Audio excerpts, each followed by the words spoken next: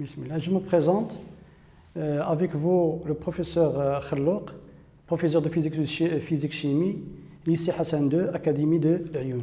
Aujourd'hui, je vais vous présenter un exercice de mécanique où on va appliquer la deuxième loi de Newton. Donc, on va voir le mouvement d'un skieur. On va lire l'énoncé. Pour étudier le mouvement d'un skieur lors d'un entraînement, on modélise la piste comme étant constituée de deux parties. Voici la piste. Il y a deux parties. Il y a une partie rectiligne. Donc, le skieur va faire un mouvement rectiligne, un mouvement parabolique. Et ici, il y a un plan incliné qui va représenter le plan de stationnement du skieur. Donc, la partie OA de longueur L, 87 mètres, inclinée d'un angle alpha. Donc, l'autre partie, c'est-à-dire le plan de stationnement, elle fait un angle bêta.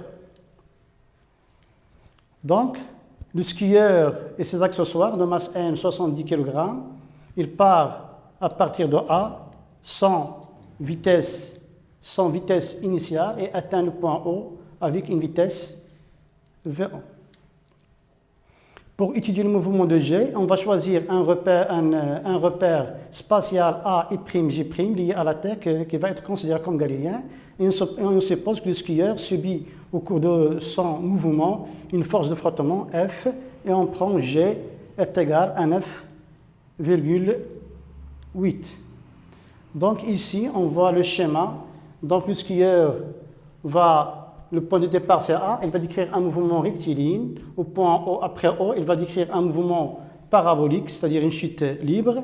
Puis il va stationner sur le plan incliné. Donc, la première question, c'est l'étude du mouvement du skieur sur la piste AO. En appliquant la deuxième loi de Newton, on va déterminer l'équation du mouvement du centre d'inertie. Deuxièmement, on nous donne la solution sous forme de x de t est égal à ht carré plus k. À nous de déterminer h et k. Puis, on va montrer que la vitesse v0 au point O vérifie cette relation et on va calculer r. On retourne à notre schéma. Donc, premièrement, on va étudier le mouvement du skieur sur la partie AO. Donc, il a un mouvement rectiligne et on va voir que c'est un mouvement rectiligne uniformément varié. Donc, on va appliquer la deuxième loi. Donc, pour appliquer la deuxième loi, on va suivre les étapes suivantes. Donc, on va préciser notre système d'étude. Le système étudié, c'est le skieur plus ses accessoires. Donc, le référentiel, c'est un référentiel terrestre. C'est un référentiel terrestre. Donc, le référentiel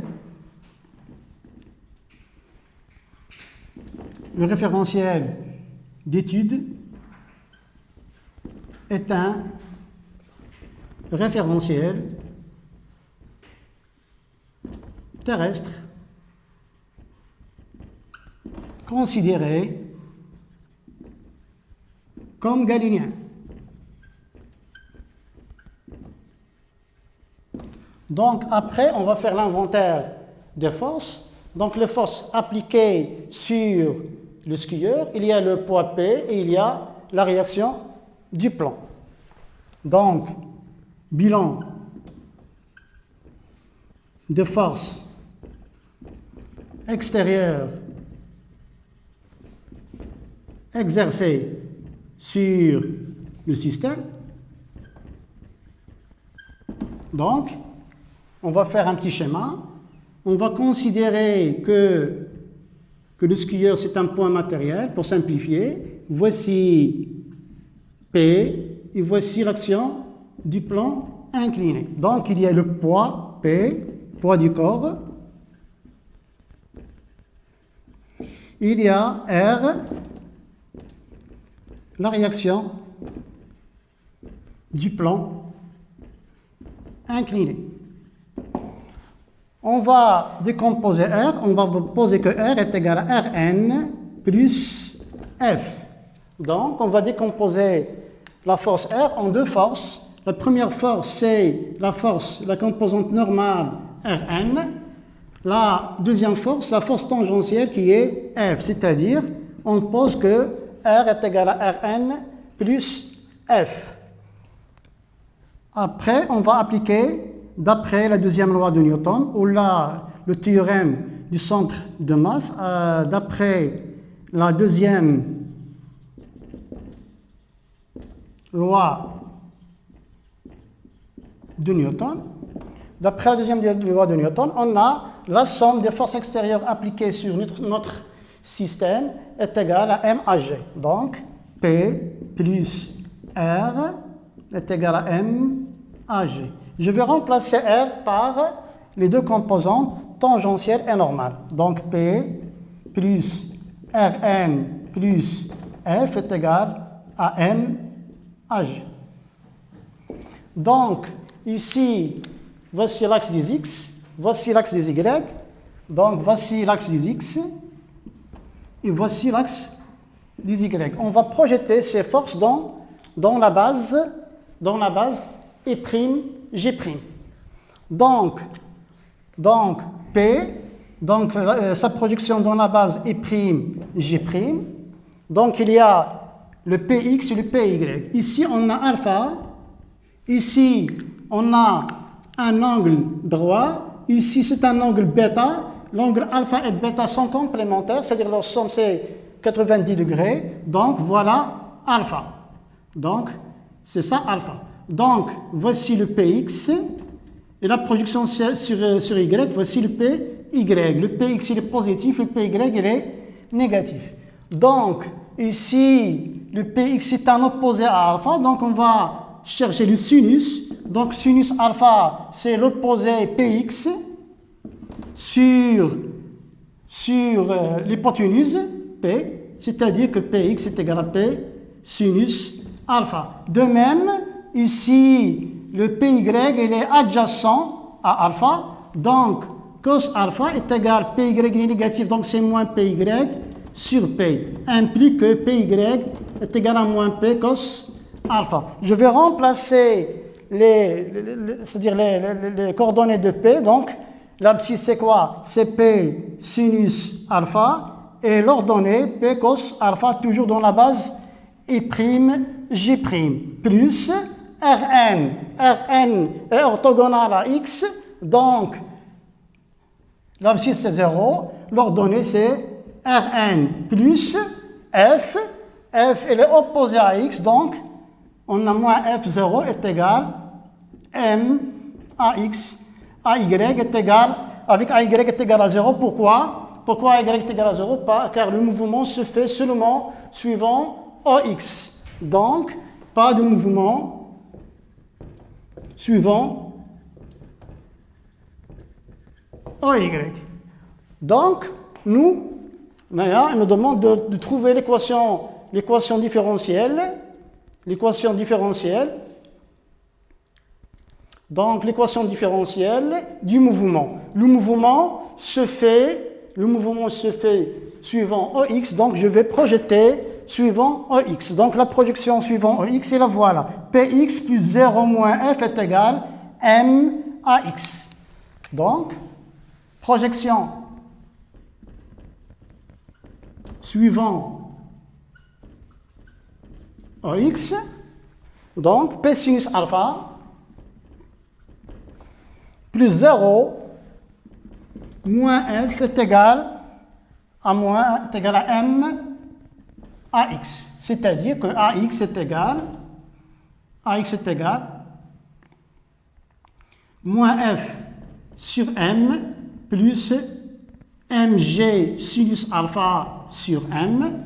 Donc AX est égal moins F sur M plus G sinus alpha. Donc, on a trouvé l'accélération.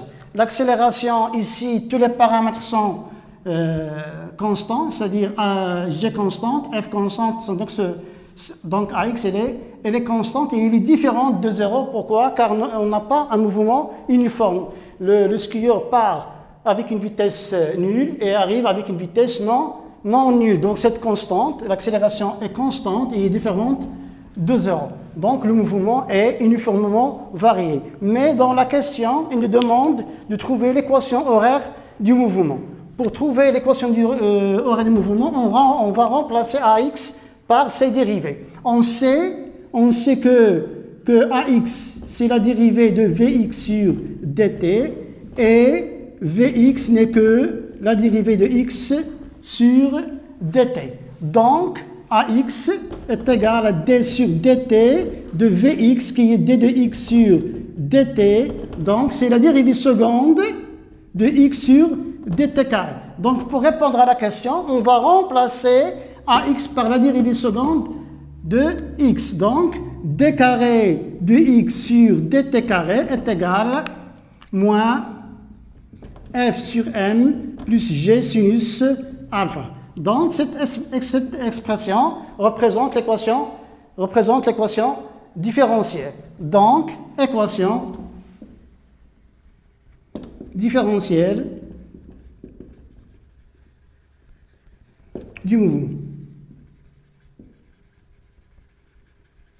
Donc, on a répondu à la première question. Donc, on a trouvé l'équation différentielle du mouvement. Pour trouver l'équation différentielle du mouvement, on remplace AX par la dérivée seconde de x sur dt carré. Donc, la deuxième question. Ici, on nous donne que la solution de l'équation différentielle est de la forme x de t est égal à ht carré plus k. À nous de déterminer h et k. Donc, la solution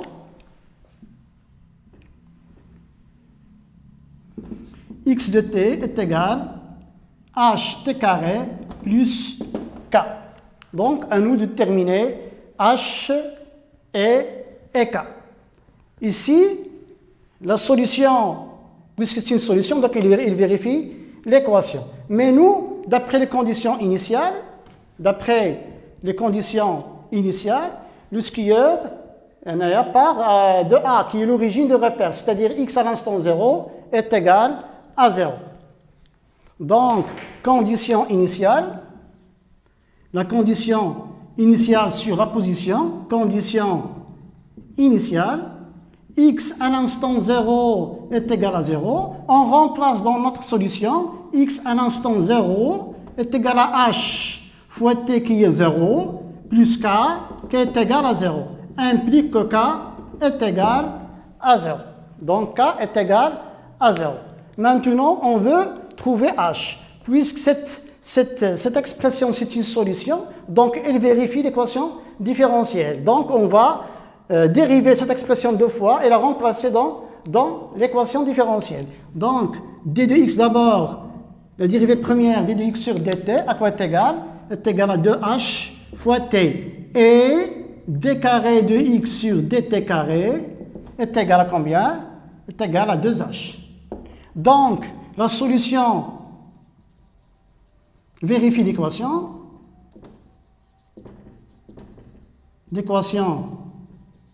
différentielle. Donc, on va remplacer d carré de x sur dt carré par 2h. Donc, on va remplacer cette expression par 2h. Donc, 2h est égal à moins f sur m plus g sinus alpha. Implique que h est égal à 1 demi moins f sur m plus g sinus alpha. Donc, on a trouvé l'expression de quoi? De k et de h. Donc, k est nul, h est égal à 1 demi moins f sur m plus g sinus alpha. Donc, ce h, donc d carré de x c'est 2h, on peut conclure ici que h est égal à quoi? Est égal à a, est égal à l'accélération sur 2. Donc, on passe à la troisième question. On va montrer que V0, c'est-à-dire la vitesse au point O, vérifie cette relation. Et on va calculer sa valeur. Ici, on va calculer h.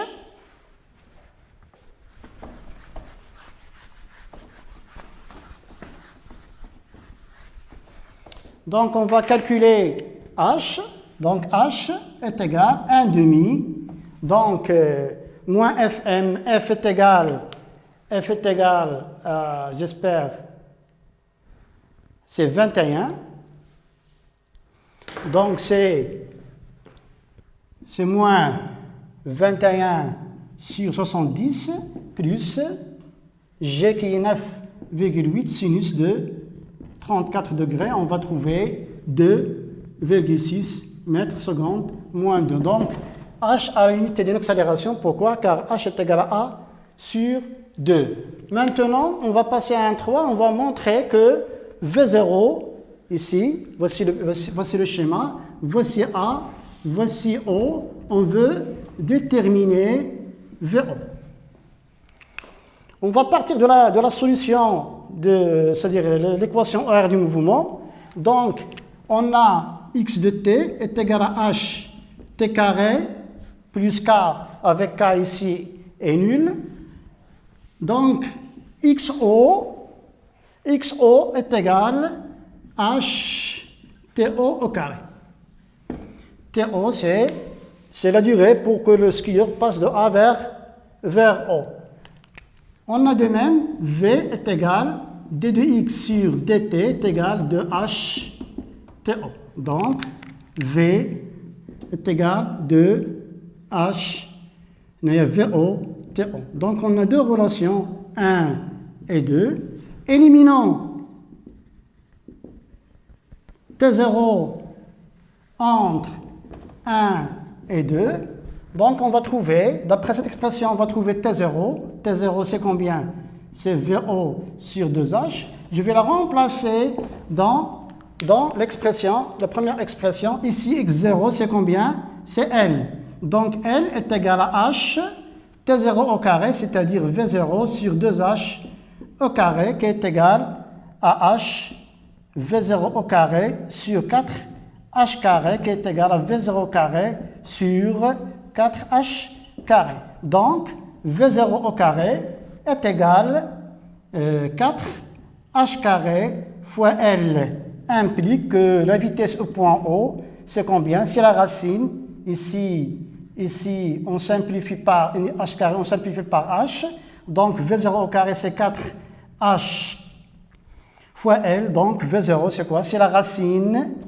Donc, c'est 2 fois la racine de L fois H. Donc, on a trouvé l'expression V0 est égal à 2 racine de H fois L. On va calculer sa valeur. V0 est égal à 2 racine. Donc, H, c'est 2,6 fois L. Donc, la valeur de L. Donc, la valeur de L, c'est 87 mètres. 87. On va trouver ici mètres par seconde. On va trouver 30 mètres par seconde. Maintenant, on passe à l'autre question. Ici, on veut calculer R, c'est-à-dire la norme de la réaction du plan.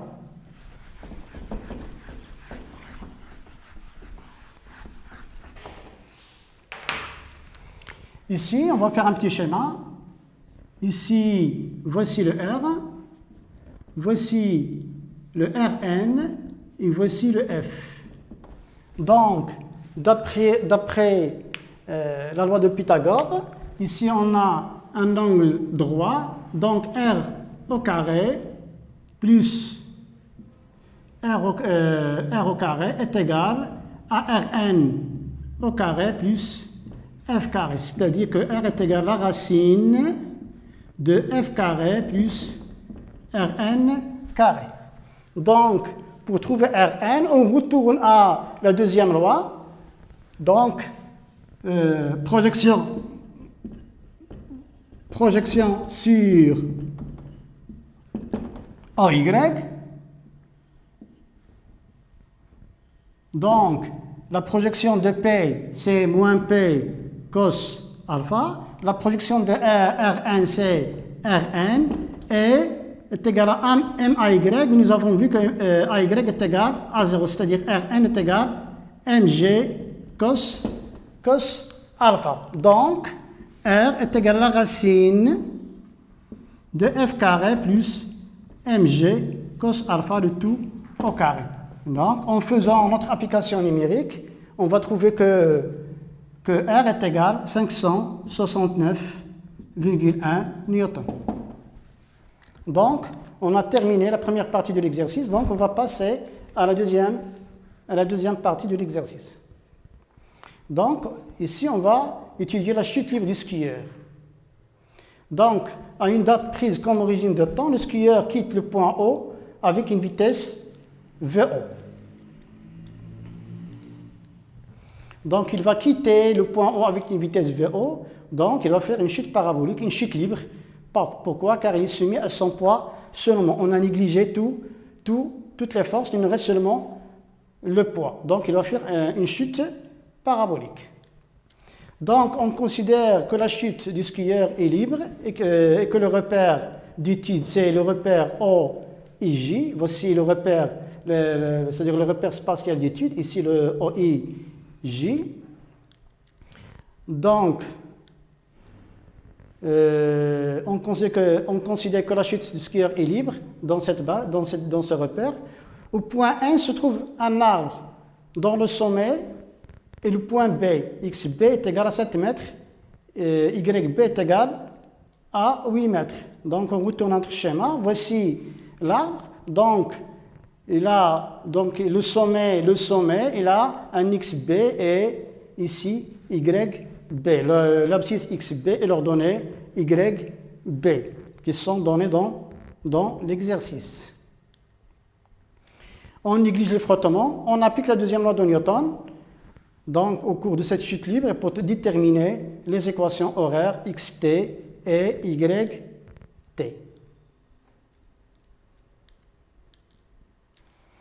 Donc, on va étudier le mouvement dans ce repère qu'on va supposer galiléen. Donc, on efface. Voici le repère.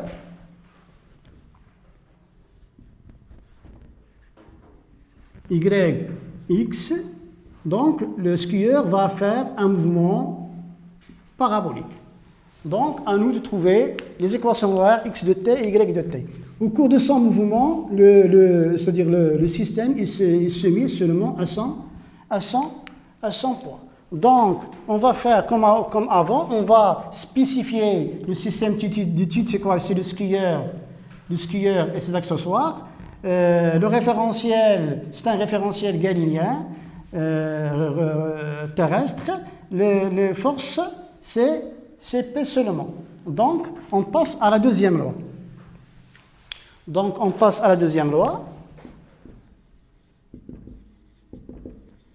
De Newton. Donc, la somme des forces est égale à MA. Aussi, on a une seule force qui est P. P est égal à MA. Donc, P est égal à Mg est égal à Ma, c'est-à-dire que A est égal à G. Donc, l'accélération est égale à l'accélération de la pesanteur. Donc, ici, A pour coordonnées AX et Y dans la base IJ, et pour G, elle est comment? Elle est verticale. Donc, il est perpendiculaire à X, donc l'abscisse de G c'est 0, et l'ordonnée, donc J est vers le bas, donc l'ordonnée c'est chez G. Donc, on va trouver que AX est égal à 0, AY est égal à G.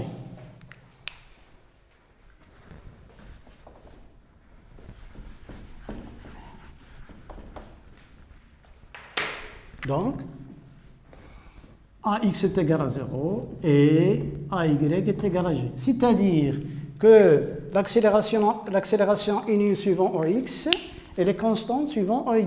On peut dire que le mouvement est uniforme suivant OX et uniformément varié suivant OY.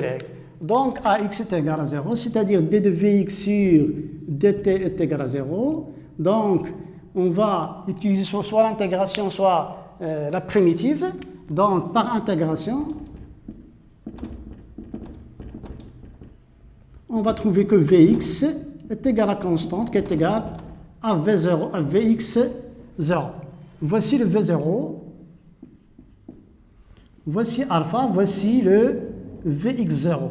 Donc ici c'est un adjacent. Donc cos alpha dans ce triangle rectangle, cos alpha c'est l'adjacent, c'est V0, Vx0 sur l'hypoténuse qui est V0. Donc Vx est égal à V0 cos alpha. La même chose, d2x sur dt qui est Vx est égal à V0 cos alpha. Par intégration, ou par, on utilise la primitive, donc x de t est égal à V0 cos alpha t plus x0. Le x0 ici c'est 0, c'est le point de départ à l'instant 0, c'est 0. Donc on va donner à x0, 0. Donc x de t est égal à V0 cos alpha t. Ici c'est l'équation horaire du mouvement suivant OX. La même chose on fait pour l'axe des y. Donc dy c'est d de vy sur dt est égal à g. Par intégration, donc vy ou primitive c'est gt plus vy0. Ici voici le vy0. Donc vy0 il est positif. Voici le alpha, donc c'est un sinus. Donc sinus alpha, c'est quoi? C'est V0, Vy0 sur V0. Donc Vy est égal à Gt plus V0 sinus alpha. La même chose, Vy est égal à ddy sur dt est égal à Gt carré plus V0 sinus alpha. Par intégration, la même chose, par intégration ou la primitive, donc y est égal à gt carré sur 2 plus v0 sinus alpha t plus y0. Et ici, y0 c'est combien? C'est 0. Donc y0, 0. Donc y est égal à g sur 2 t carré plus v0 sinus alpha t. Donc on a trouvé l'équation horaire du mouvement suivant OX et l'équation horaire du mouvement suivant OY. Donc on a répondu à la question. Maintenant, donc on a déterminé x de t et y de t. Maintenant, on va en déduire l'expression de la trajectoire dans ce repère OIJ. Donc on va trouver l'équation de la trajectoire. Donc ici on a x de t, c'est-à-dire une équation paramétrée de t. Ici y de t c'est une équation paramétrée de t. Pour trouver l'équation de la trajectoire, on doit trouver l'équation entre y et x. Donc nous on doit chercher y en fonction de x. Pour cela on doit éliminer le temps entre y et x. Donc, éliminons le temps. Donc, d'après cette équation, on a t à quoi est égal à x sur v0 cos alpha. On va remplacer ce t dans l'équation de y. Donc, y est égal à g sur 2. Je remplace t par cette expression x v0 cos alpha au carré plus v0 sinus alpha fois t. Je remplace t par sa valeur, donc x sur v0 cos alpha. Donc y est égal à g sur 2 x carré v0 carré cos carré alpha. Donc ici la variable est x plus ici, je simplifie par V0, sinus et cosinus, c'est tangente alpha x. ça y est, on a trouvé l'équation de la trajectoire y en fonction de x. Donc, on passe à la question suivante. Donc, on a déterminé les équations horaires, x de t, y de t. On a déterminé l'équation de la trajectoire. Maintenant, on veut montrer que cet arbre ne peut pas entraver le mouvement du skieur. C'est-à-dire que l'arbre ne présente pas un obstacle pour le skieur. Donc, on va faire un petit schéma.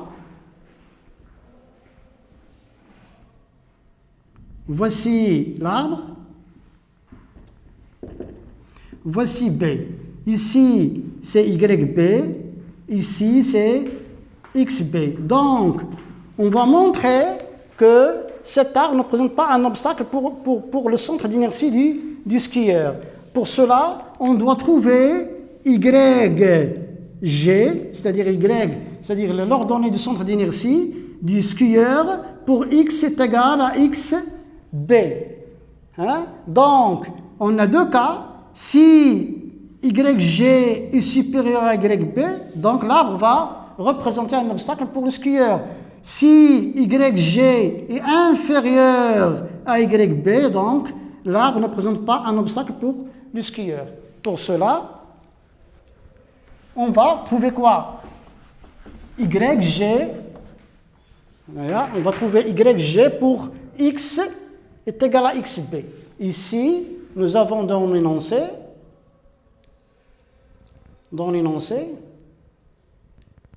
XB c'est combien? C'est 7 mètres. Donc, XB est égal à 7 mètres. Donc ce point appartient à la trajectoire. Donc, il vérifie la trajectoire. On va chercher ce Y pour X est égal à XB. Donc, YG pour XB est égal à G sur 2 V0 carré cos carré alpha XB au carré plus tangente alpha XB. Donc, à nous de faire les calculs. Donc, YG pour XB est égal G 9,8 sur 2 V0 c'est 30 au carré cos de 34 degrés au carré. XB c'est combien? C'est 7. 7 au carré c'est 49 plus tangente de 34 degrés fois 7. Si on fait le calcul, on va trouver YG pour XB, on va trouver 5,1 mètres. Et ici, YB c'est combien? YB c'est combien? C'est 7. YB, on va voir. YB c'est combien? YB c'est 8. Donc YB inférieur à YB qui est égal à 8 mètres. Donc, on a montré que l'arbre ne présente pas un obstacle pour le skieur. Donc, voici YB. Donc, YG est inférieur à YB. Donc, le skieur passe au-dessus de l'arbre. Donc, il ne présente pas un obstacle pour le skieur. Donc, on passe à la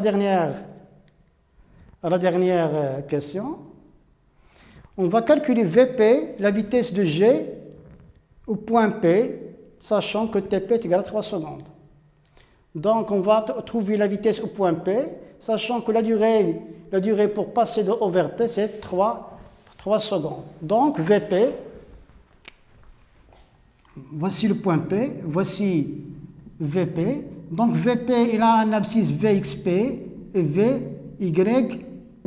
Pour trouver VP, on doit trouver VXP et VYP. Donc, VP au carré, d'après la relation de Pythagore, VP au carré, c'est VXP au carré plus VYP au carré. Donc, VP, c'est la racine de VXP au carré plus VYP au carré. Donc, on va rappeler les équations horaires de la vitesse. On a trouvé que Vx est égal à V0 cos alpha et Vy, c'est Gt plus V0 sinus alpha.